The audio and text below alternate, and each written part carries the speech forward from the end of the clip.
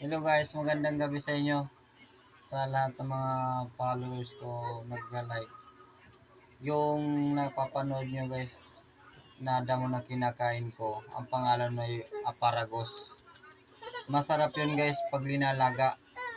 Ang lasa nun pag linalaga mo guys, lasa ng di ba nakikita natin naglalako ng mais na linaga.